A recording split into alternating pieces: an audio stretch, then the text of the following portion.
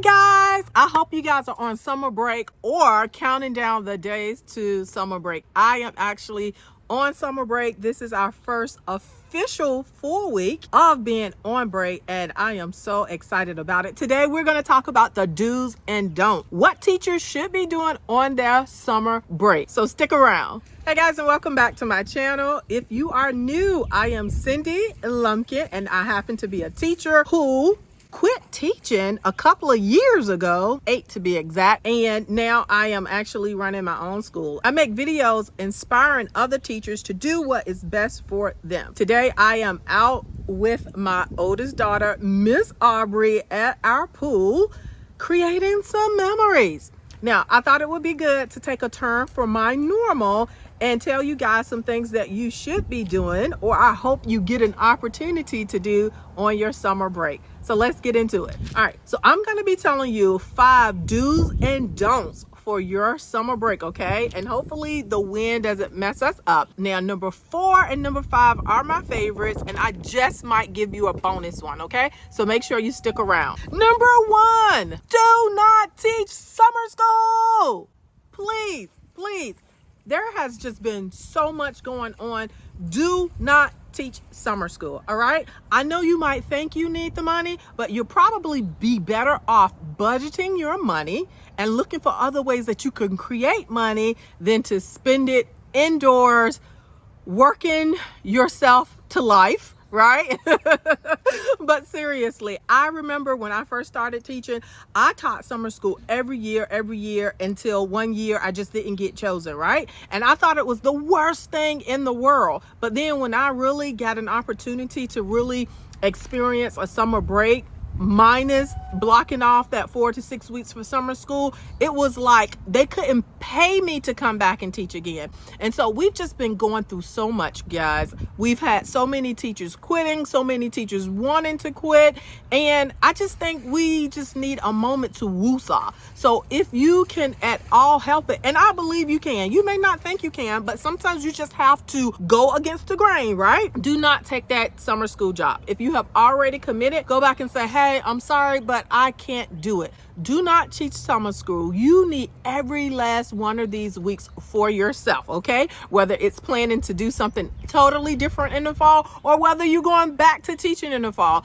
Please, please, from the bottom of my heart, do not teach summer school this year. Number 2, do take a moment for yourself. Matter of fact, not just a moment. If you can, go away by yourself. Now, I'm not talking about going to the Caribbean and spending 2 weeks, a week, or what have you. I do these things called staycations, and my last one was actually in December, where I just check into a nice little hotel, maybe one night, sometimes 2 nights, just me. I leave the kids at home with their dad, right?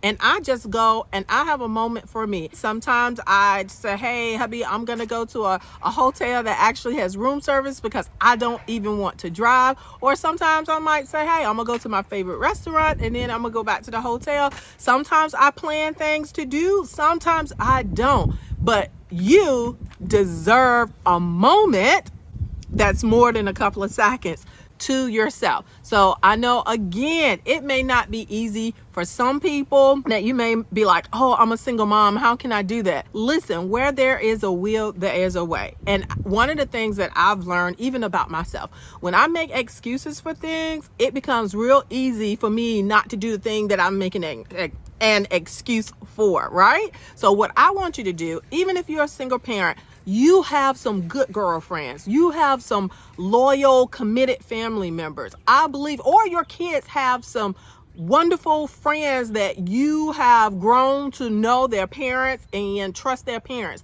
Allow them to keep your child overnight. If you can, if you have to pay a sit-in service, but then that might defeat the purpose if you can't do that. So yeah, find someone, maybe it's another friend, and you guys swap nights, right? Maybe you keep their children one night and you let them keep your children another night. But do something in order for you to carve out some time to yourself so that you can just woosah, breathe out this whole year, okay? It's in the past now. We're moving on. And in order for us to move on successfully, we're going to have to clear our minds, okay? So make sure you pull away. And hopefully that pull away is spending a night somewhere by yourself. But even if it has to be a day, do it, pull away by yourself. Do whatever it is that you like to do, whatever brings you joy. If you are returning to school next year, please do not start planning now, okay? Don't start thinking about the theme of your room. Don't start looking on Craigslist to get whatever sofa that's gonna make your alternative seating arrangement, all of that. Don't do it. And let me warn you of something else. Resist the urge to watch all of these videos from our favorite teacher influencers who are like these super rock stars and who are probably turning around their classroom right now so that they can put out their video so that you can consume it all summer and you create lots and lots of extra income for them. I'm not knocking their hustle, because if I was good at it, I would do it too. But you are responsible for you. I know it can be like, I watch them or have watched them in the past too and be like, yes, my room got to be like this. I have to go and spend this type of money. Not doing it now. It is not worth me spending money I don't have, one, right? And two, you need the break. You really need to create boundaries between the school year, summer, and starting up again. So do me a favor, please wait like maybe 2 weeks before it's time to actually start school again, and then start thinking about what it is you want to do as far as decorations. I promise you that will be plenty of time for you to get something together that is going to be beautiful and that your students are going to feel like they're in a cozy little home, okay? Don't start that process now. If you are returning next year, but you are returning begrudgingly, please take a moment to look at your resume. Now, I'm not going to go into this in lots of details because last week I made a video about things that you should be doing if you're considering a quiet quit from teaching. And I mentioned my friend Katie David. She does teacher resumes and she makes us look like rock stars on paper, because a lot of times the way we write our resumes for the education industry is not what like corporate America is looking for if you're interested in going that route. So if you are serious about wanting to get out of teaching, but you have not really found your lane yet, please take a moment and decide what you think you want to do and really take a hard look at your resume. So you can take a look at that video. I went into a lot more detail about Katie. I'm going to put the link to her Facebook page too down in the description. So make sure you take care of that. And this is my absolute favorite one, okay? Number 4 was a good one. I'm going to say it's a favorite because I'm understanding that a lot of teachers don't realize how important that their resume is in this process of really like getting outside of the teaching industry. But this one is my all-time favorite. Are you guys ready? Spend quality time making memories with your family. Okay? Listen, if COVID didn't teach us anything else, if all of the latest happenings with school shootings didn't teach us anything else, we should know that you can be here today and gone tomorrow, okay? Don't put off spending that quality time with your family, making memories. That is one thing that my husband and I have always strived to do, is to really create memories, to create these cool experiences for our children. And to be honest, those cool experiences don't always have to be about money. Guys, today I am at the pool with my daughter, and as I finish this, I am gonna go and get halfway in, not all the way. And we did a TikTok video, okay, or dance. She did it. I'm not that great at it. But anyway, her siblings are at camp. Today it is her for this hour or so. And then I have some other things to do. And then she starts camp next week. So hopefully this will be a memory, one of her memories. Actually, we're going out of town tomorrow. A friend is getting married, so we're going up to Tennessee. While we're there, we have some things planned that we're going to do as a family. We're going to take some pictures. We're going to record. So we're just going to do all we can to spend time together. My last thing. Now, I told you guys I might have a bonus with you. Are y'all ready for it?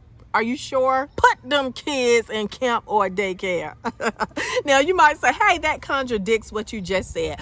Yes and no, okay? Once again, there's always a balance. At one point in my life, I used to feel bad for wanting to work and putting my kids in daycare because I felt like, oh, I just want them at home. I don't want them to get any germs and all of that stuff. Listen, that works for some people. If you are not one, do not feel guilt or shame. I am so excited that my kids are in a daycare where I feel like they're being well taken care of, the younger two.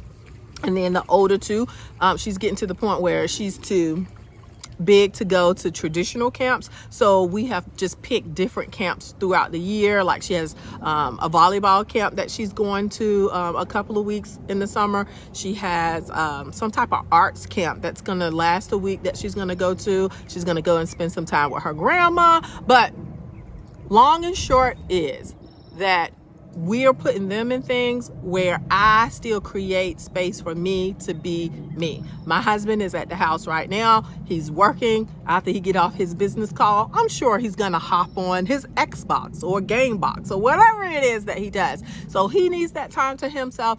I need time to myself, and our kids need to be able to have fun without hovering parents as well. Make sure you find something for everybody. Make sure you enjoy yourself and do not consume all of this free time loading it up with things that continue to cause you stress. Okay? All right. Until the next time. Bye, guys.